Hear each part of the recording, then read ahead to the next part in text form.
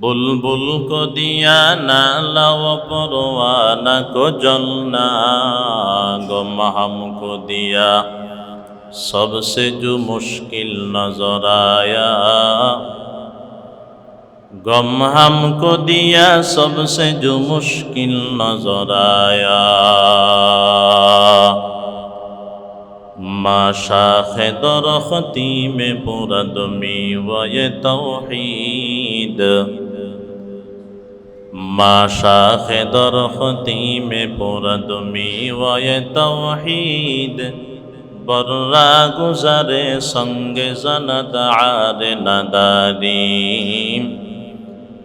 बर्रा गुज़रे संगे ज़नद आरे नदारी उल्फत में बराबर के वफा हो के जफा हो उल्फत में बराबर के वफा हो के जफा हो हर चीज़ में लज़्ज़त है अगर दिल में मज़ा हो हर चीज़ में लज़्ज़त है अगर दिल में मज़ा हो এবার চিৎকার দিয়া কান্না করবে ও মালিক পানি পানি পানি মালিক পানির ব্যবস্থা করে দেন পানির ব্যবস্থা করে দেন আল্লাহ পাক রব্বুল আলামিন বলবে এর জাহান্নামের আগুন দিয়া পানি গরম কর ওই দিন জাহান্নামের আগুন দিয়া পানি গরম করবে ও বাজান জাহান্নামের আগুন দিয়া পানি গরম করলে টকবক করে ফুটতে থাকবে রে বাবা জাহান্নামের পানি এই পানি বান্দারে পান করার জন্য সামনে যখন উপস্থাপন করবে বান্দা তাকায়া দেখবে এমন পানি পান করার উপযোগী নয় এরপরে বান্দা তৃষ্ণার জ্বালায় খানাটা গলার থেকে নিচে নামানোর জন্য ওই পানিগুলা নিয়ে এমন ভাবে টান মারবে যেন জীবনে সে কখনো পানি দেখে নাই পয়গম্বর বলেন এই গরম পানির কারণে ঠোঁটের সাথে লাগলে ঠোঁট পুড়ে ভস্ম হয়ে যাবে জিহ্বার সাথে লাগলে জিহ্বা পুড়ে ভস্ম হয়ে যাবে গলা দিয়ে পানি নামতে থাকবে কাঁটাদার খাদ্য নামবে না পেটের ভিতরে যখন গরম পানি যাবে পেটের ভিতরে যত নারী বুড়ি থাকবে রে বাবা সবগুলাকে জ্বালাইয়া পোড়াইয়া পচাইয়া গলাইয়া একসাথে পায়খানার রাস্তা দিয়ে বের হয়ে যাবে জোরে জোরে বলেন নাউজুবিল্লাহ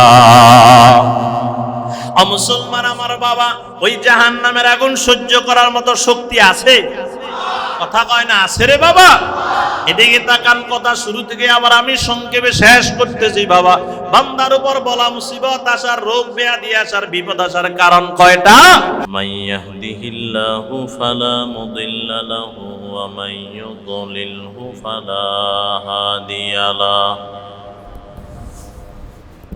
ওয়া আশহাদু আল্লা ইলাহা ইল্লাল্লাহু ওয়াহদাহু লা শারীকা লাহু لا مثل له ولا مثال له ولا مثيل له وأشهد أن سيدنا وسندنا وحبيبنا وحبيب ربنا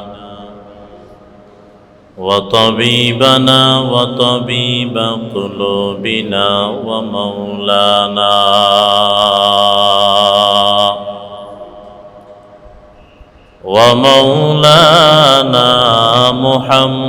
محمدا عبده ورسوله صلى الله تعالى عليه وعلى آله وأصحابه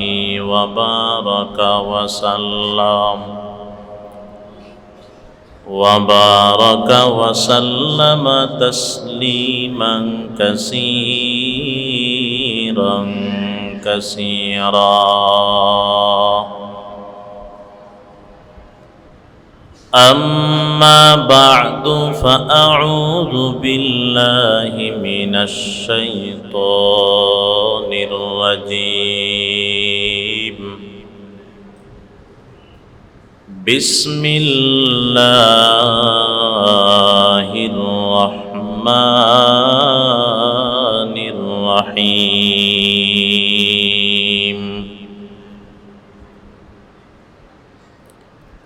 إن الله لا يظلم مثقال ذرة وإن تك حسنة يضاعفها ويؤت من لدنه أجرا عظيما. قال النبي صلى الله عليه وسلم: من قرأ حرفا من كتاب الله فله حسنة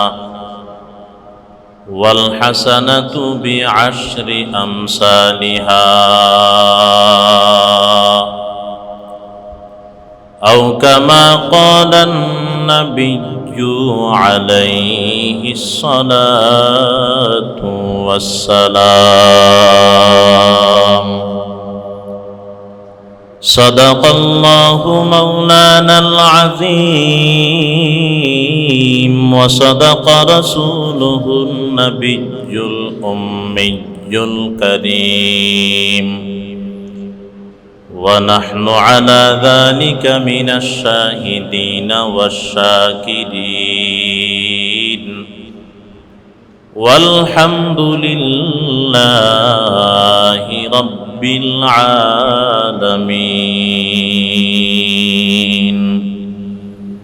আমরা যারা দুরূদ শরীফ পারি জবান খুলে মুহাব্বতের সাথে দুরূদ শরীফ পাঠ করি। আল্লাহুম্মা সাল্লি আলা মুহাম্মাদিন ওয়া আলা আলি মুহাম্মাদ।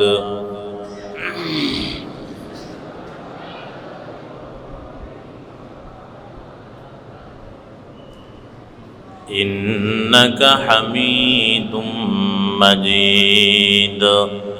اللهم بارك على محمد وعلى كما باركت على إبراهيم وعلى آل إبراهيم إنك حميد مجيد. बुलबुल को दिया नाला वो परवाना को जलना, बुलबुल को दिया नाला वो परवाना को जलना, गम हमको दिया सबसे जो मुश्किल नजर आया, गम हमको दिया सबसे जो मुश्किल नजर आया। माशाखे दरख्ती में पुरदमी व ये तौहीद, माशाखे दरख्ती में पुरदमी व ये तौहीद, बर्रा गुजरे संगे ज़नद आरे नदारीम, बर्रा गुजरे संगे ज़नद आरे नदारीम। उल्फत में बराबर के वफा हो के जफा हो,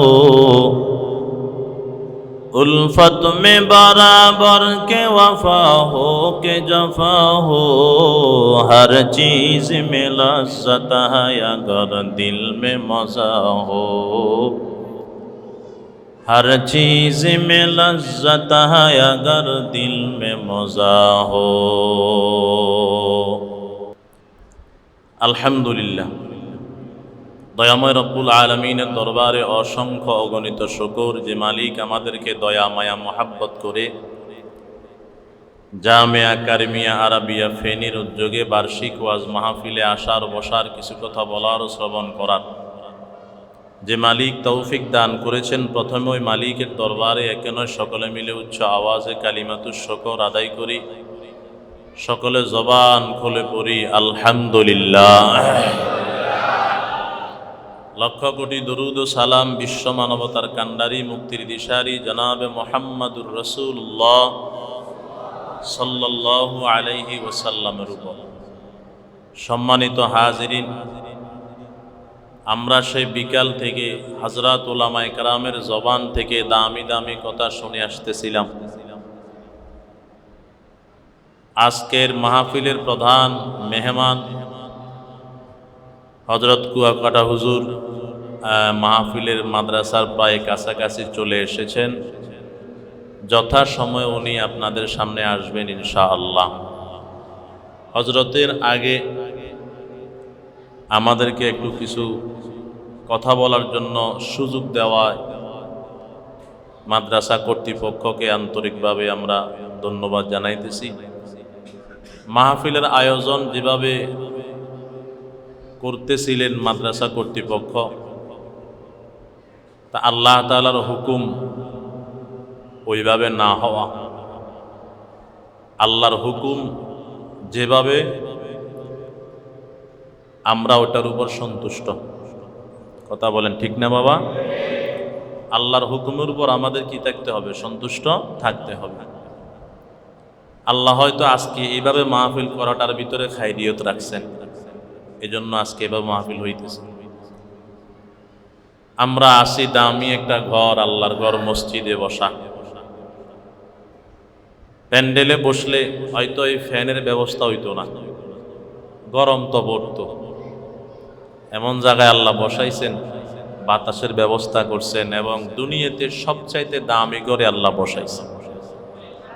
এই ঘরে যতক্ষণ আমরা আসি ততক্ষণ অন্তত গুনাহ করব না, মানে গুনাহ আমাদের দ্বারাই হবে না। পবিত্র জায়গায় বসে আছি, সময় কম, এর জন্য আমি এদিকে কথা বাড়াইতেছি না, সরাসরি আমার তিলাওয়াতকৃত আয়াতের ভিতরে ঢোকার চেষ্টা করতেছি। আল্লাহ রাব্বুল আলামিন বলেন, ইন্নাল্লাহা লা ইয়াজলিমু মিসকালা যাররা, নিশ্চয় আমি আল্লাহ কোনো বান্দার উপর যাররা পরিমাণ অনুপরিমাণও জুলুম করি না। করি কি? আল্লাহ বলেন, ওয়া ইন তাকু হাসানাতান ইউযাইফা, বান্দা যদি একটা হাসানা অর্জন করে, একটা নেকি অর্জন করে, আমি আল্লাহ সেটাকে ডবল করে দিই। ওয়া ইউতি মিন লাদুনহু আজরান আযীমা, এবং বান্দার উত্তম কাজের উত্তম প্রতিদান আমি আল্লাহ দান করি। আয়াতের সহযোগী হিসাবে একটা হাদিস পাঠ করেছি। রাসূল বলেন, আল্লাহ বান্দাকে কেমন দান করেন এটা বোঝানোর জন্য হাদিসটা পাঠ করেছি। রাসূল বলেন, মান ক্বারাআ হারফাম মিন কিতাবিল্লাহি ফালাহু হাসানা, কোন বান্দা যদি কোরআনের একটা হরফ তেলাওয়াত করে, আল্লাহ তাকে সাথে সাথে একটা নেকি দান করে দেন। ওয়াল হাসানাতু বিআশরি আমসালিহা, আর এক নেকির পরিবর্তে আল্লাহ বান্দাকে কমপক্ষে 10 নেকি দান করেন। আয়াত এবং হাদিস দ্বারা আমরা কি বুঝলাম? আল্লাহ বান্দার উপর জুলুম করেন না, দয়া করেন। আপনারা আমার কথা শুনতেছেন নি বাবা? শুনলে একটু আওয়াজ দিবেন। আল্লাহ বান্দার উপর জুলুম করেন না, দয়া করেন? নাউজুবিল্লাহ, জুলুম তো দূরের কথা, আল্লাহ দয়া না করে যদি আমাদের কাজ অনুযায়ী আল্লাহ বিচার করতেন, আমার মনে হয় আমি বান্দা এক গ্লাস পানিও পাইতাম না। কথা কন না, ঠিক না? যেই পরিমাণ গুনাহ আমাদের, ডানে বামে সামনে পিছনে উপরে নিচে, সারাক্ষণ তো গুনার বাজারে ডুবন্ত আছি।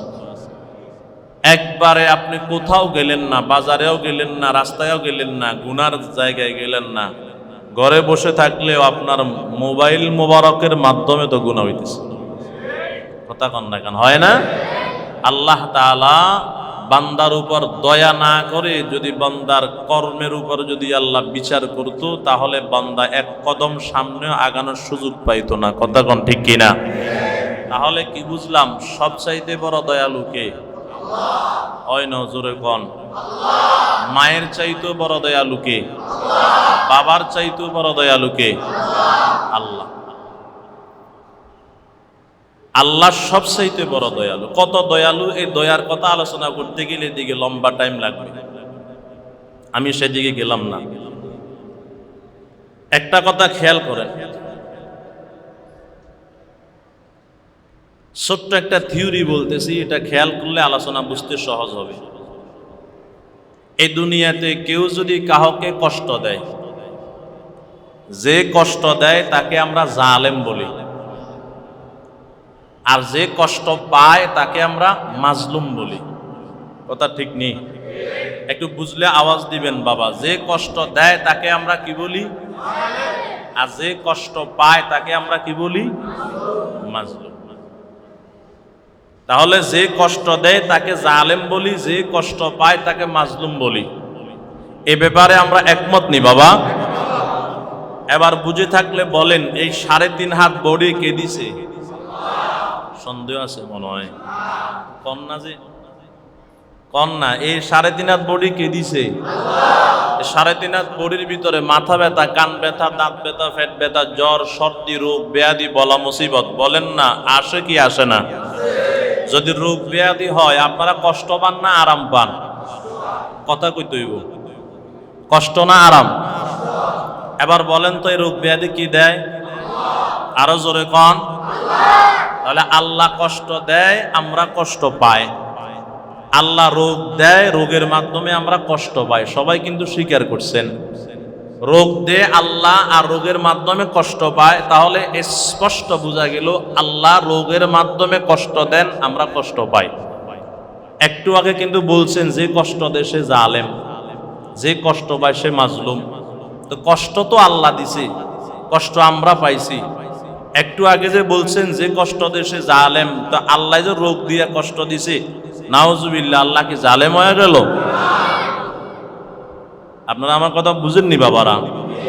তাহলে এটা আমরা স্পষ্ট বুঝতে পেরেছি, আল্লাহ রোগ ব্যাধি দেন, আবার রোগ ব্যাধি দিয়ে আমরা কষ্টও পাই রোগের মাধ্যমে। এদিকে এটাও স্বীকার করলাম যে কষ্ট দেয় সে জালেম, যে কষ্ট পায় সে মাজলুম। তাহলে আল্লাহ কষ্ট দিয়েছে, আমরা কষ্ট পেয়েছি। অন্যদিকে বলতেছি আল্লাহ নাউজুবিল্লাহ জালেমও নয়।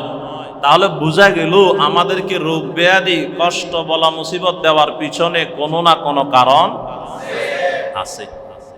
কি কারণ আছে? এই কারণগুলো আমাদের জানা না থাকার কারণে অনেক সময় গ্রামগঞ্জে মা বোনদের এমন ভাষা ব্যবহার হয়, কোন মুসিবত আসছে, রোগ ব্যাধি আসছে, বলা আসছে, তখন এমন কথাও বলে দেয় আল্লাহ শুধু আমগরে নি দেখছে। কথা কয় না, বলে না? ওই বলা মুসিবত কেন আসে জানে না যে? কারণ জানা না থাকার কারণে রোগ আসলে তখন দোষ দেয় কার? কি কারণে রোগ আসছে যদি জানা থাকতো, কি কারণে গজব আসছে জানা থাকলে, কি কারণে মুসিবত আসছে জানা থাকলে, তাহলে এমন শব্দ কোনোদিন ব্যবহার করতো।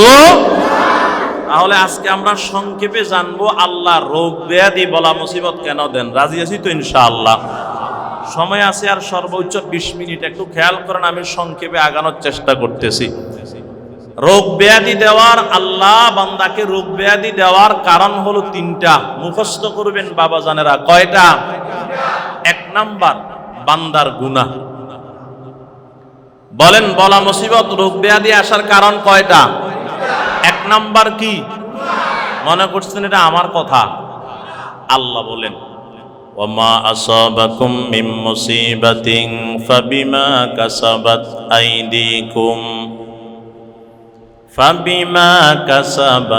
আইদিকুম ওয়া ইয়াফু আন কাসীর।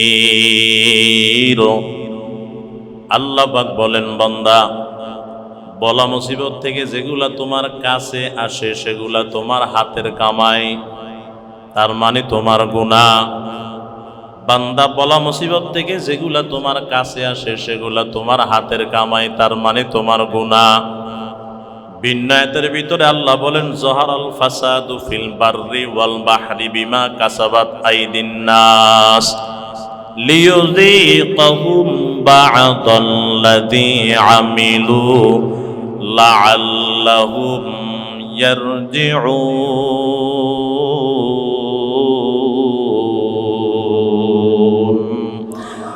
আল্লাহ পাক বলেন, জলে স্থলে যত বলা মুসিবত দেখো সেগুলা মানুষের হাতের কামাই।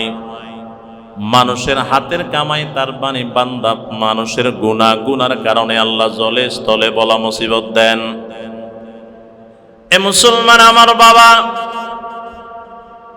আপনার গুনাহ বেশি হয়ে গেছে আপনি কেমনে বুঝবেন? আল্লাহ যে বলতেছে আপনার গুনার কারণে আপনাকে মুসিবত দেয়, কেমনে বুঝবেন আপনার গুনাহ বেড়ে গেছে? এদিকে তাকান বাবা, যখন দেখবেন আপনার সুস্থ সন্তানটা অসুস্থ হয়ে গেল, শিশু সন্তান, তখন বুঝবেন আপনার গুনাহ বেড়ে গেছে। যখন দেখবেন আপনার লাভবান ব্যবসাটা লসের দিকে যায়, তখন বুঝবেন গুনাহ বেশি হয়ে গেছে। আল্লাহ সতর্কতা দেয়, তুই ফিরে আয়। যখন দেখবেন আপনার সমাজে ইজ্জত বেইজ্জতির দিকে যাইতেছে, বুঝবেন আল্লাহ বেইজ্জতি করিয়া সতর্কতা দিতেছে, গুনাহ বেড়ে গেছে, ফিরে আয়। যখন দেখবেন আপনার শান্তির ঘর অশান্তির দিকে যাইতেছে, বুঝবেন গুনাহ বেশি হয়ে গেছে। আল্লাহ অশান্তি দিয়া, সামান্য অশান্তি দিয়ে আল্লাহ কয় ফিরে আয়। লাআল্লাহুম ইয়ারজিউন, আল্লাহ কয় তুই যেন ফিরে আসোস, আমি আল্লাহ তোরে সামান্য বাদাল্লাযী আমিলু, সামান্য তোর গুনার কারণ আমি আল্লাহ তোর গুনার জন্য সামান্য আযাব গজব দিই, যাতে করে বান্দা তুই ফিরে আসোস। বান্দা এই ইশারাগুলা, বান্দা এই আকার ইঙ্গিতগুলা বুঝিয়া যদি গুনাহগুলা থেকে ফিরে আসে, আল্লাহ পাক বলে ওয়ায়াফু আন কাসীর, আমি আল্লাহ অধিকাংশ বাকি গুনাহগুলা বান্দার গোপনে গোপনে মাফ করে দে। এ মুসলমান আমার বাবা, বলেন তাহলে বান্দার উপর বলা মুসিবত আসার কারণ কয়টা? এক নাম্বার কারণ, বলেন না বাবা, এক নাম্বার কারণ গুনাহ বেড়ে গেছে, গজব বেড়ে যাবে। গুনাহ কম গজব কম, গুনাহ বেশি গজব বেশি। গুনাহ বেশি রহমত কম, গুনাহ কম রহমত বেশি। কথা ঠিক নেই? এ মুসলমান আমার বাবা, গুনাহ বেশি, বরকত কম, রহমত কম, গজব বেশি। হাসান বসরি রহমতুল্লাহ আলাই, আল্লাহর বড় ওলি, আল্লাহর ধ্যান খেয়ালে মগ্ন। এমন সময় এলাকার কিছু মানুষ আইসা কয়, হাসান বসরি একটু দোয়া করবেন নি? কয় কেন? দেখেন না বৃষ্টি বন্ধ হয়ে গেল, অনাবৃষ্টির কারণে ফসল নষ্ট হয়ে যায়।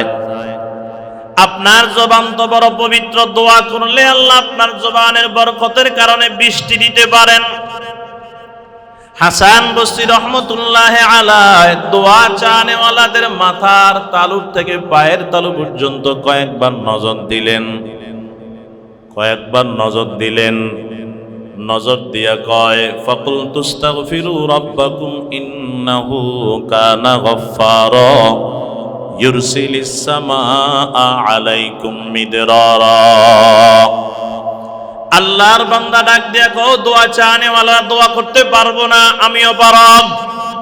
কয় কেন? আমি তোমাদের মাথার তালুর থেকে পায়ের তালু পর্যন্ত নজর দিয়া দেখছি গুনায় গুনায় ভর্তি হয়ে গেল। তোমাদের গুনার কারণে আল্লাহ রহমতের বৃষ্টি বন্ধ করে দিয়েছেন। যদি তোমরা বৃষ্টি পাইতে চাও, ফাকুলতু আস্তাগফিরু রাব্বাকুম, তোমাদের রবের কাছে আবার ইস্তেগফার করা শুরু করে দাও। ইন্নাহু কানা গফফারা, নিশ্চয় তিনি ক্ষমা করনেওয়ালা।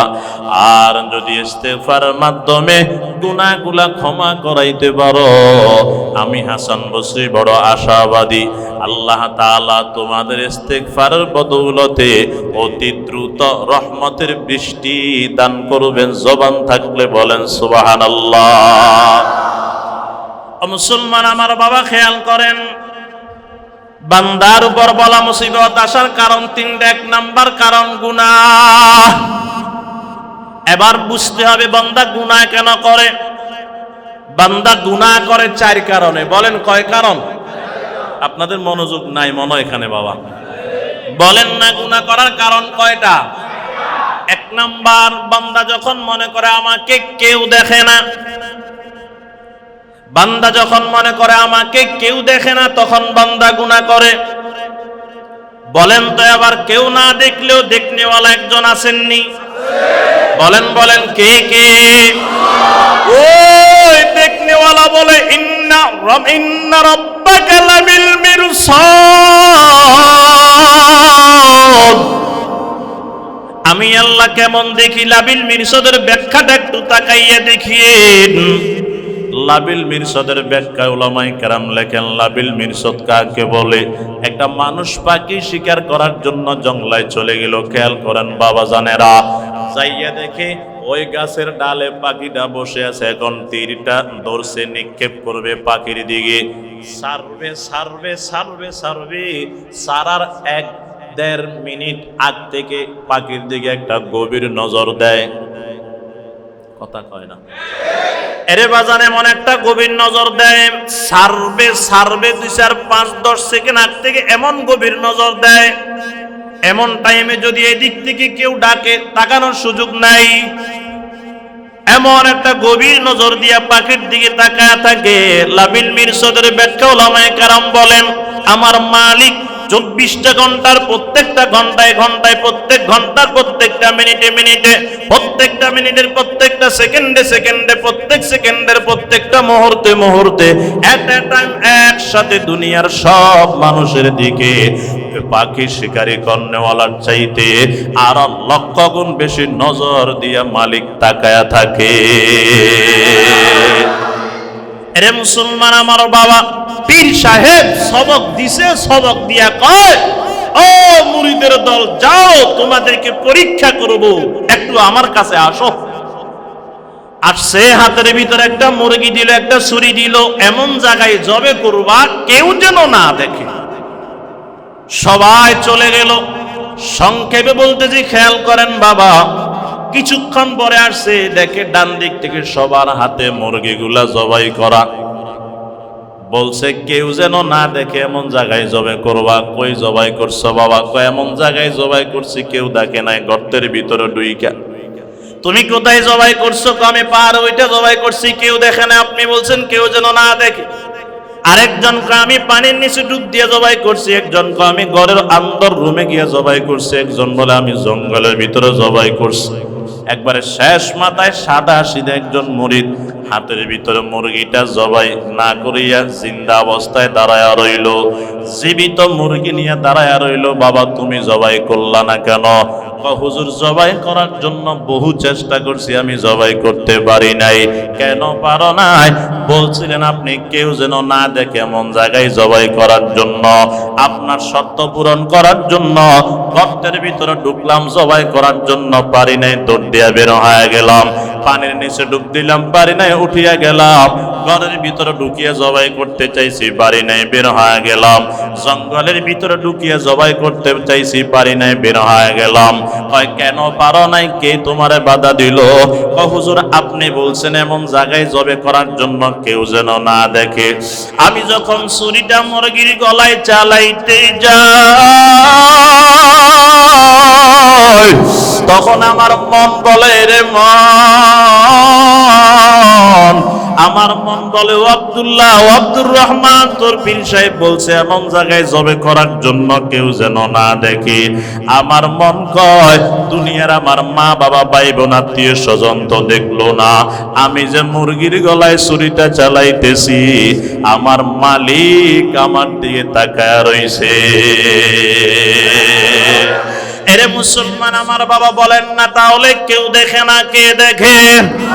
বান্দা যখন মনে করে কেউ দেখে না তখন বান্দা গুনাহ করে, আর যখন মনে করে কেউ না দেখলেও আল্লাহ দেখেন তখন বান্দা গুনাহ করে না। 2 নম্বর কারণ বান্দা গুনাহ কেন করে? বান্দা বলে যখন মনে করে আমার সাথে কেউ নাই, আমার ডানে কেউ নাই, বামে কেউ নাই, সামনে কেউ নাই, পিছনে কেউ নাই, আমার মালিক বলে ওয়া হুয়া মাকুম আইনামা কুনতুম, বান্দা তুই যখন যেটাই থাকো তোর সাথে কেউ তো নাই, শুধু একমাত্র আমি আল্লাহ আছি। বান্দা যখন মনে করে আমার সাথে কেউ নাই তখন বান্দা গুনাহ করে, আর যখন মনে করে আমার আল্লাহ আছেন তখন বান্দা গুনাহ কেন করে না? সঙ্গে আগাইতেছি বাবা। 3 নাম্বার বান্দা গুনাহ কেন করে? বান্দা যখন মনে করে আমার দিলের খবর কেউ জানে না, আমি মাদ্রাসার বিরুদ্ধে কি চক্রান্ত করতেছি কেউ জানে না, শুধু আমি জানি।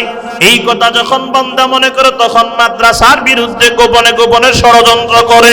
এবার আপনারা বলেন, দিলের খবর জাননেওয়ালাও কেউ আসেননি? কে? আল্লাহ পাক রব্বুল আলামিন বলেন, ওয়া ইয়ালামু খাইনাতাল আ'য়ুন ওয়া ইয়ালামু খাইনাতাল আ'য়ুনি ওয়া মা তুখফিস সুদূর।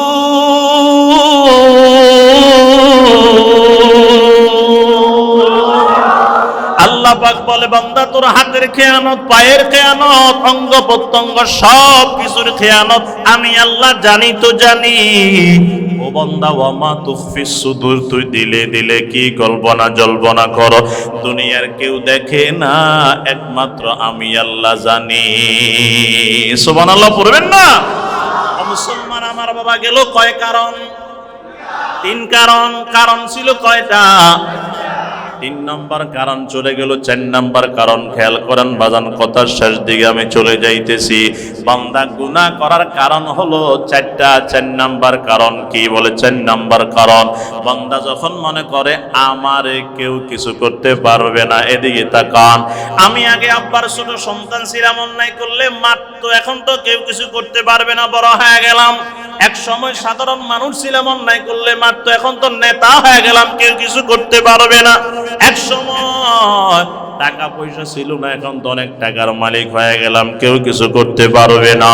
যখন বান্দার টাকার গরম আর ক্ষমতার গরম বান্দার শরীরে চলে আসে, তখন টাকা দেখবেন 25-30 বছরের যুবক আব্বার বয়সী 70 বছর মুরব্বীর সঙ্গে বেয়াদবি করতে দ্বিধা করে না, বলেন না? আছে না? না।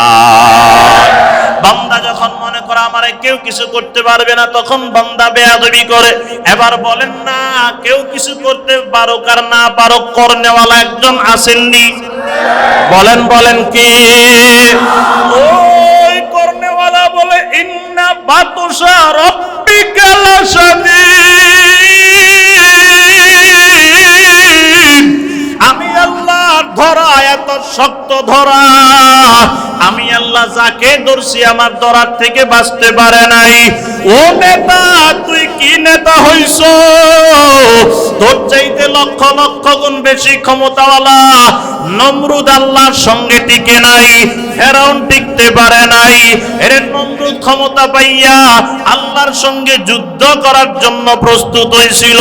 ফেরাউন ক্ষমতা পাইয়া এমন নিজেকে খোদা বলে দাবি করছিল। আমার মালিক ওই ফেরাউনকে লোহিত সাগরের পানিতে চুবাইয়া ডুবাইয়া খোদাই খায়েশ মিটাইয়া দিছে। আজকেও শুনিয়া লও, যারা ক্ষমতার কারণে মাদ্রাসার বিরুদ্ধে কথা কও, ওলামায়ে কেরামকে গালি দাও, আল্লাহর ওলিদের বিরুদ্ধে কটু কথা বলো, যেই জবান দিয়া গালি দিয়েছো, আমার মালিক ইচ্ছা করে যদি ঘুমের ভিতরে জবান বন্ধ করে দেয়, তোর দুনিয়ার কোন বাবাই খুলতে পারবে না। কথা ঠিক কিনা? সব ক্ষমতার মালিক কে? আর জোরে বলেন না কে কে? কুলিল্লাহুম্মা মালিকাল মুলকি তুতিল মুলকা মান তাশা ওয়া তানজিউল মুলকা মিম্মান তাশা ওয়া তুইজ্জু মান তাশা ওয়া তুযিল্লু মান তাশা বিয়াদিকাল খায়র ইন্নাকা আলা কুল্লি শাইইন কাদির।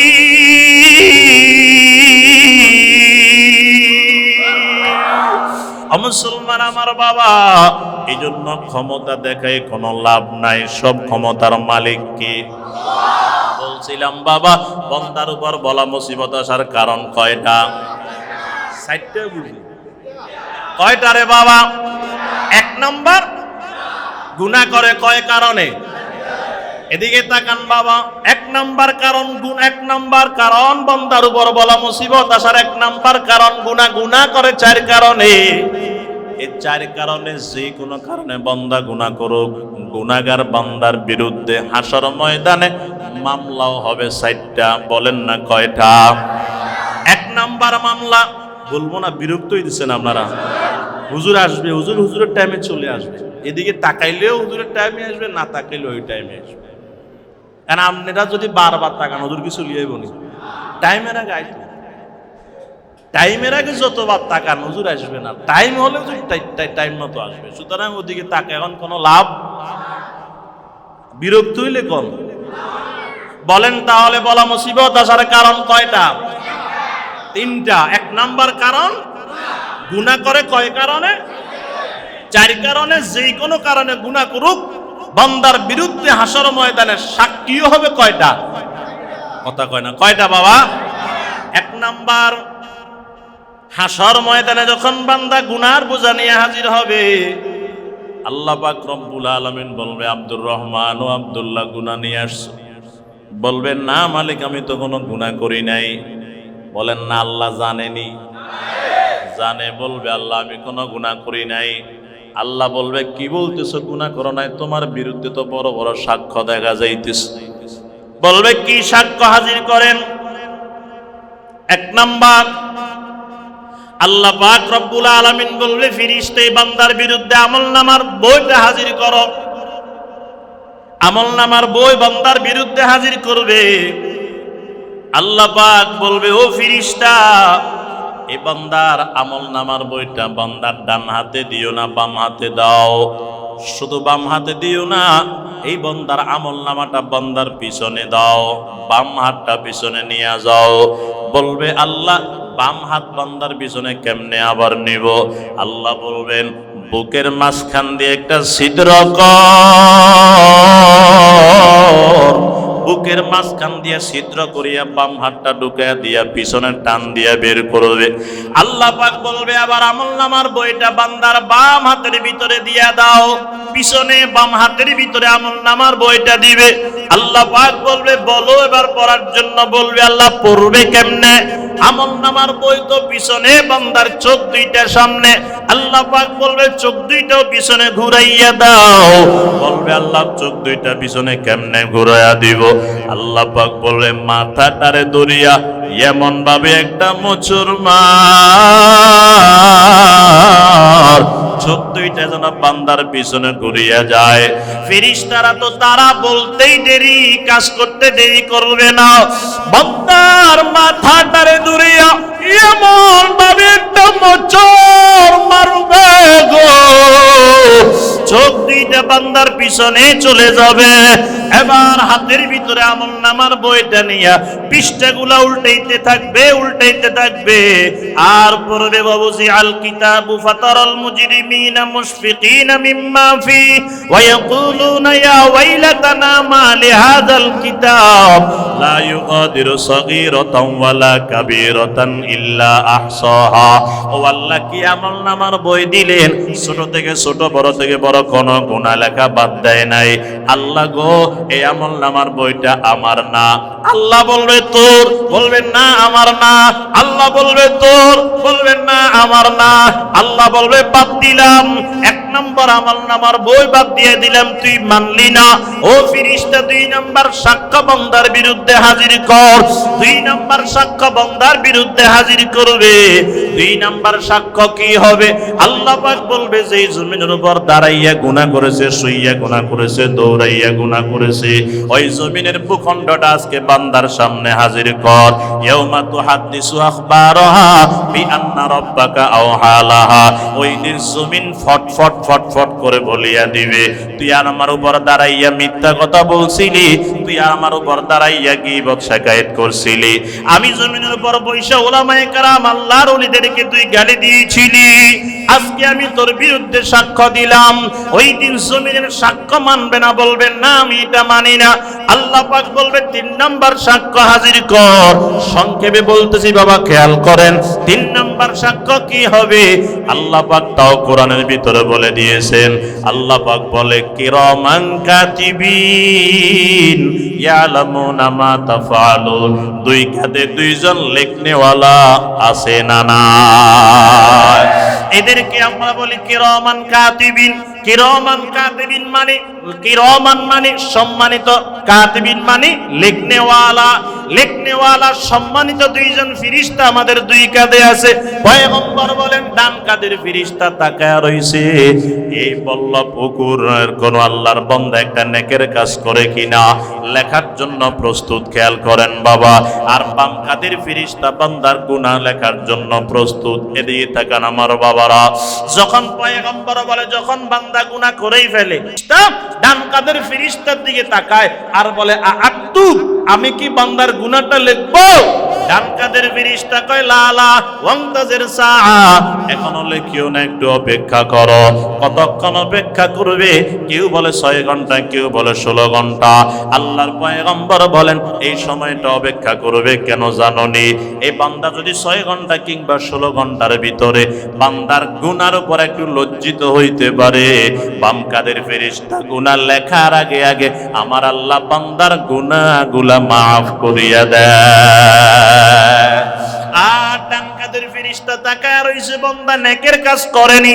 যখন দেখে বান্দা একটা নেকের কাজ করে ফেললো, এবার বান্দা ফেরেশতা আর বাম কাঁধের ফেরেশতার দিকে তাকায় না, আমি কি তার নেকিটা লিখবো একবারও জিগায় না, বরং যখন দেখে বান্দা একটা নেকের কাজ করে ফেললো, আল্লাহর পয়গম্বর বলেন এক নেকির সাথে আরো 9টা নেকি যোগ করিয়া বান্দার আমল নামায় 10টা নেকি লিখে দেয় জবান থাকবে। বলেন সুবহানাল্লাহ। এরে মুসলমান আমার বাবা, তাহলে গেল কয় সাক্ষ্য? 3টা সাক্ষ্য। মনে নাই মনে হয় বাবারা? 1 নাম্বার আমল নামার বই, 2 নাম্বার জমিন, 3 নাম্বার ফেরেশতা। 4 নাম্বার যখন 3 নাম্বার দিবে, বান্দা বলবে না আমি ফেরেশতাদের সাক্ষ্য মানি না। আল্লাহ বলবে আব্দুল্লাহ তাকাইয়া দেখ, 1 নাম্বার আমল নামা মানলি না, 2 নাম্বার তোর জমিন মানলি না, 3 নাম্বার ফেরেশতাদেরকে মানলি না। এবার 4 নাম্বার ফেরেশতারা 4 নাম্বার সাক্ষ্য হাজির করো। আল্লাহ পাক রব্বুল আলামিন 4 নাম্বার সাক্ষ্য হাজির করবেন, দূরের থেকে না অতি নিকটে। আল্লাহ কি হাজির করবেন তাও আল্লাহ কোরআনের ভিতরে বলে দিয়েছেন। আল্লাহ বলে আলিয়াউমা নাখতিমু আলা আফওয়াহিহিম ওয়া তুকাল্লিমুনা আইদিহিম ওয়া তাশহাদু আরজুলুহুম বিমা কানু ইয়াকসিবুন। আল্লাহ বলে এবার জালেমের মুখের ভিতরে মোহর লাগাইয়া দে।